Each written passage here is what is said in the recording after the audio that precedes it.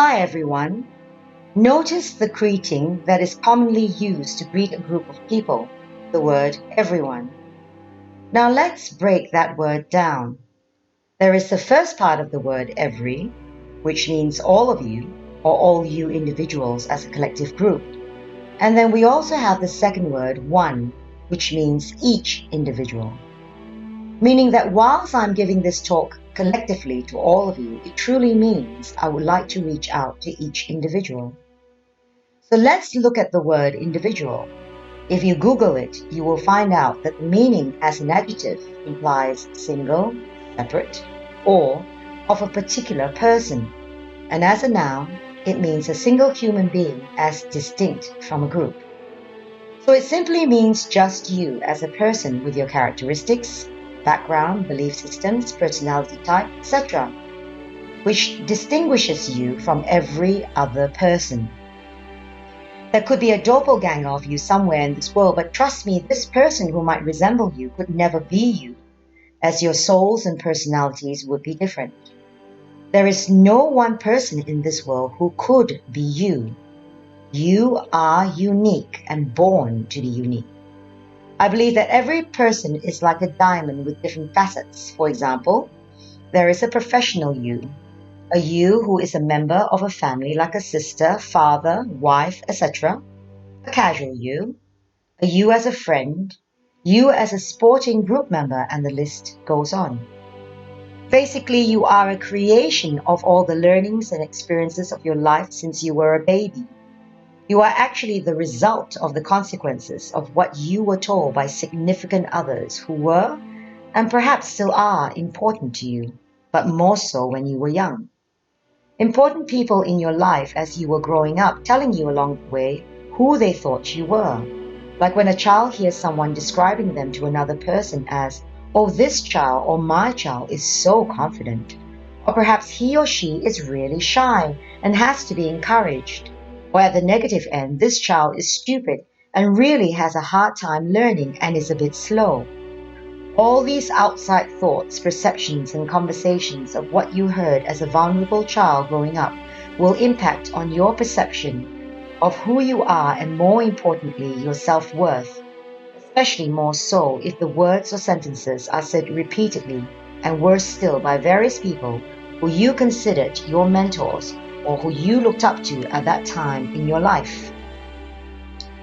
Consequences are that you will probably form judgments of yourself through these perceptions or opinions of others, and you would have begun to perceive yourself through the eyes of others, and thus your self-belief was then being formed and shaped deep inside you. As a child, you would have been truly vulnerable, as you obviously haven't experienced life. And if you did look up to a certain adult or adults or individuals in your life, you would more than likely form a belief of yourself based on their repeated stated opinions of you. That self-belief soon determines how you are likely to act in front of others and how you, for want of a better word, would begin to show yourself to the world, rightly or wrongly, based on the perceptions of who or what you believe you are.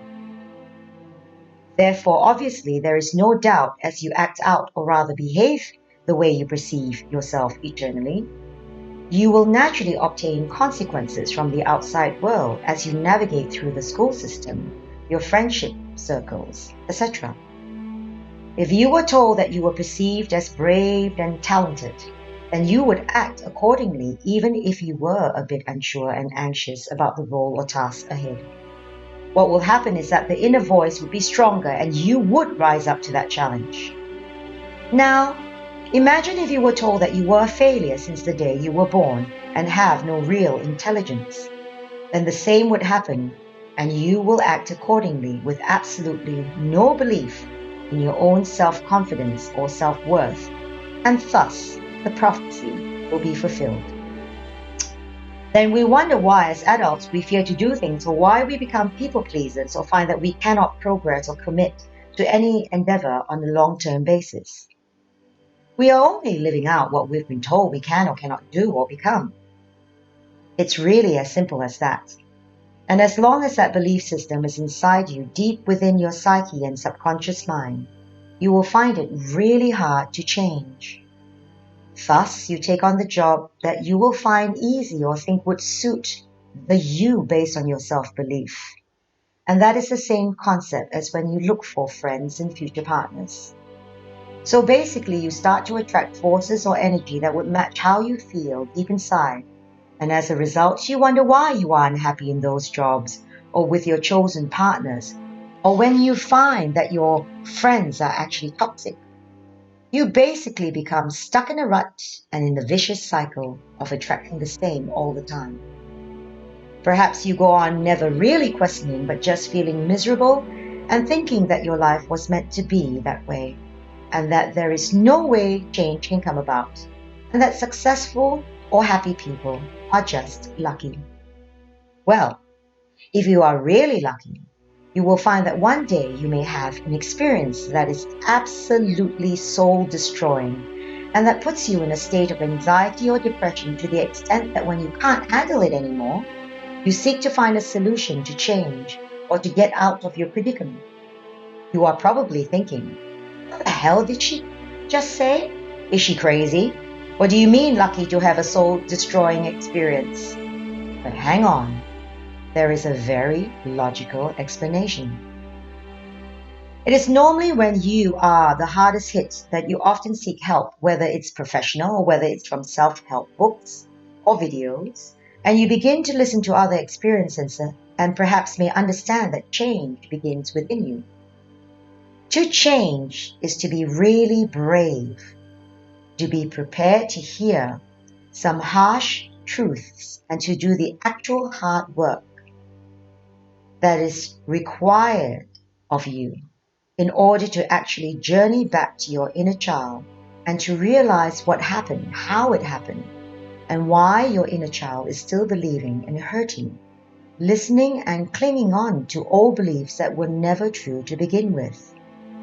To begin to understand that you were seeing yourself through the lenses of others who were significant in your past, but that those voices or opinions are actually not your own, have never been your own, and that you need to discover your true, authentic self.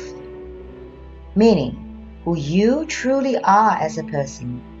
Kind of like reintroducing yourself to you again through your own eyes. Coming to realization and going through the hurt all over again, and discovering your true worth and who you actually are is never a simple task. In fact, it's truly daunting. But trust me, once you are prepared, and once you make up your mind that your life must change, the universe will help you. And as they say, when the student is ready, the teacher will come. So once you realize and trust, that's when you are ready, and things or new experiences, new people or new learnings will show themselves to you naturally and will begin to resonate with you. And that's when change is about to happen. The knowledge that you seek can come through a book, a video, a new friend, professional help, etc. But it will come if you truly seek it out. Once you understand that you need to embrace you as a unique individual with flaws and talents and all, you will then learn to embrace the real you and find your true passion and what makes you happy. Not just content, but truly happy and fulfilled. You might change careers, get rid of partners, get rid of certain friends or members of your family, but in return, you will attract the right energies that you need to fulfill you at your soul level. You might say at this point that this only happens to some people or to some lucky people in this lifetime. And if you believe this, then yes, your prophecy will come true and you will remain stuck to the day you die.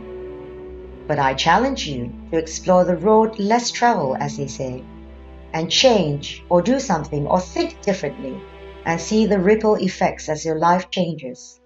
Perhaps slowly initially, then faster and faster. As I always say to everyone, the famous saying of, if you do what you always do, you will get what you always got. So you have a choice to stay how you are and bitch and moan about life, or to perhaps consider another way of being or living and seeing how you can start to change. After all, if you are so unhappy, what do you really have to lose? If you stay as you are, then I would suggest stop complaining and start to accept and manage your life as it is. But if you could be a bit braver and have a little more courage, perhaps try another journey. Start in small ways initially and then progress. Ask yourself, why are you feeling the way you do? And where did those thoughts actually come from? For example, I am a good dancer and love dancing. And though I have never been trained as a professional dancer, I believe that I have inherited my sense of rhythm and ability to express myself through movement and interpretation of music from my mother's side of the family. I taught exercise classes, choreographed dances, etc. because I basically believed that I could. Now, to even be able to admit and say this out proudly was initially a foreign concept to me. But now, with my new sense of self-belief and self-worth, I know what talents I possess. However, when it comes to singing, I am truly inhibited. I won't sing in public and I hate karaoke lounges because I believe that I can't sing. However, this was not always the case, as I used to sing as a child. One day we had a concert where we had to sing as a group in an auditorium, and we were dressed in different costumes, and I was dressed in a kimono as a little Japanese girl. On that day, my eldest male cousin, whom I had looked up to all my life and respected so much, was in the audience. After the concert, he made a negative comment about my singing, and I was so affected that I believed him and never sang again. It was only in my adulthood that I realized that he couldn't have actually heard my voice as a soloist, as we sang in a group. I don't know till today why he said that, and I don't intend to analyze the reason. But more importantly, what he said affected me so badly that I never sang in public again. It was only recently that I had a thought, after watching a YouTube ad on learning how to sing, that perhaps I could learn to sing after all, and to not be afraid of using my voice. However, looking back to the initial belief, I asked myself, was it rational? Was it a fair comment? Of course not. But did I choose to believe it? Yes, I did, because it came from a person whom I held in great respect, whom I admired, and whom could do or say no wrong in my eyes at the time. Thus, a very strong self-belief was created. You see, this is a perfect example of powerful and easy statements, and how easy it is to instill a belief system in a child, and we wonder why so many children grow up to be dysfunctional adults. Therefore, going back to the original title of this video, it is extremely vital for us to discover ourselves, or rather, to rediscover ourselves in order to learn how to truly hear and seek out our inner voice and to become our true, individual, unique, authentic selves, so that we can become the best version of ourselves whilst we are still alive, and live life the way we were meant to, and even to perhaps reach our highest potential and achieve what we really want to achieve for ourselves. In this way, we are able to live life the way we were meant to, as opposed to what others in our past believed we could achieve. As I just started on my YouTube journey, I will soon have other videos which I hope will help to facilitate you on how to find your authentic selves, and I will share with you some of my personal experiences and how I came to realization. Thus, what it means once you start on your new journey, and what changes will occur within you and around you. I hope that I have helped some of you to realize, or at least to process, what I have imparted in this video, with the view to help you understand what it means to be authentic and how very important it is to truly understand and become who you were born to be, or rather to achieve your soul's mission on earth, as then only will you achieve what you were meant to achieve and be able to make the correct decisions for yourself and live with complete alignment with who you are with the world at large. If you like what you have listened to, please comment, share and like, and even better, subscribe. If some of you are interested in a counseling session, please let me know, and we can discuss this privately as I am a qualified counselor as well. I humbly thank you for your patience and wish all of you much love and blessings. Please feel free to comment, as I am interested to read what your experiences are as well. Till next time and the next topic, God bless.